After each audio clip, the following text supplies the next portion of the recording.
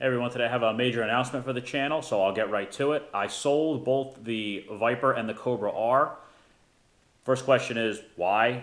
Probably the biggest thing is I'm not someone that holds on to cars forever. Some people will buy a car and keep it 20, 30 plus years. I like to keep a car for a while, enjoy it, maintain it, just enjoy the car for what it is and what it's supposed to be, and then, pass it on to the next owner to enjoy. I also recently moved into this new house and I have a tremendous amount of projects I want to do, some of which are pretty costly, as well as I have some other cars that I'm interested in. So I'll just talk about a quick overview of what it cost me to own both of these cars. I owned the Viper for 7 years. I bought that in 2012. And the Cobra R I bought in 2016, so I owned that for about 3 years. The Viper, I did a repairs video about a year or so ago. You can check that out where I talk about more detail into the repairs I got in the car. Over the 7 years, it cost me about $750 in repairs on the car. I only had to do one other item since I made that video. The insurance on the Viper was only about $650 a year because I had it on a collector policy, which I also discussed, as well as the registration costs.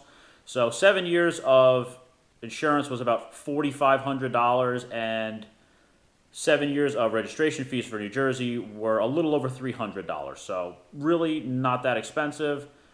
As far as the Cobra R went, in 3 years, it cost about almost $2,000 for insurance for 3 years, because that was about the same amount of money to insure that as the Viper was. And it was about $141 for 3 years worth of registration fees. I had to put a little bit more in repairs into the Mustang. I did my window fix video. Unfortunately, that didn't last very long. I spoke to some window guys about it, and they say that's kind of a temporary fix. That usually doesn't make it's not a permanent fix.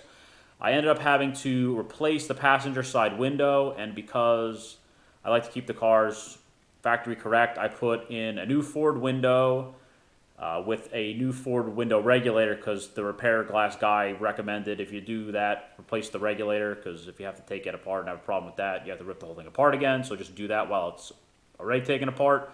And I had it done at a Ford dealer, so it was all Ford parts by a Ford dealer. That cost almost $900 to replace that window. So it was kind of expensive, but I wanted to keep it all OEM stuff and done at a Ford dealer. And then I ended up putting tires on the car. There was nothing wrong with the ones that were on there other than them being old, but the original tires are getting kind of expensive and hard to find, so I just put a new set of tires on it. That was about $800, but I didn't have to put any other repairs into the car. The maintenance on both cars was negligible. I did all the maintenance myself, so there was no labor costs incurred, and I think the most expensive maintenance costs were like doing the oil changes. It was like $65 per car, and then fluids and filters here and there were not very expensive because they don't really take anything exotic, so you can really go to any auto supply place and get fluids and filters for the car for the most part.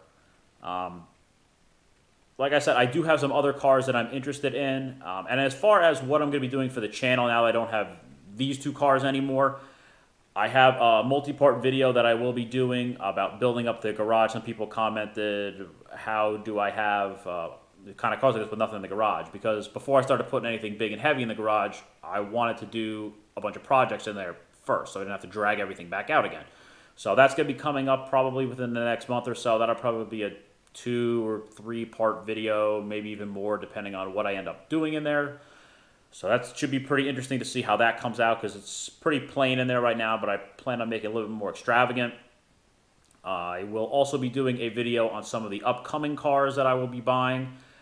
I'm going to be getting into something a little bit more modern and a little bit more daily usable, but still something that's a little more exciting than your average daily car, as well as I will still be doing videos regarding repairs and maintenance for my Toyota Corolla, because I know a lot of people subscribe to the channel for that, as well as some of the small engine videos I do. I know some people were looking for some more videos, like my snowblower video. I was going to do a run test for that. Unfortunately, it didn't really snow in New Jersey this year, so that's probably going to have to wait till next year.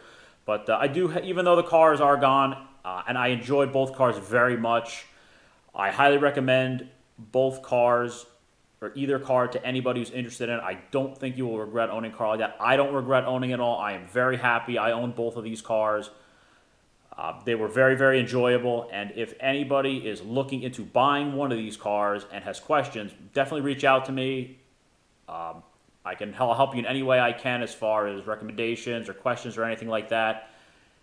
Both cars went to really good homes. They both went to really good new owners that I definitely think will appreciate them, that seem to be very educated on both cars.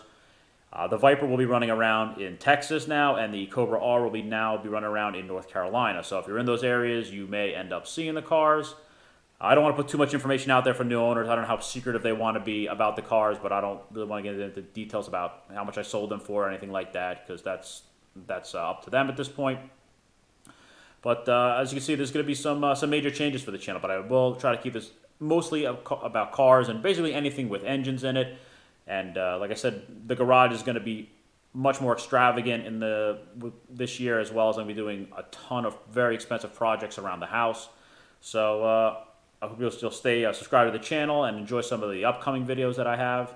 I'd like to thank everybody who's subscribed so far. I really appreciate all the attention and a lot of the positive comments, and I've been able to help a lot of people that already have been looking at cars like this. So I hope you enjoyed all the videos that I made so far, and I plan to have quite a few more coming. So I'd like to thank everybody again. Thanks for watching.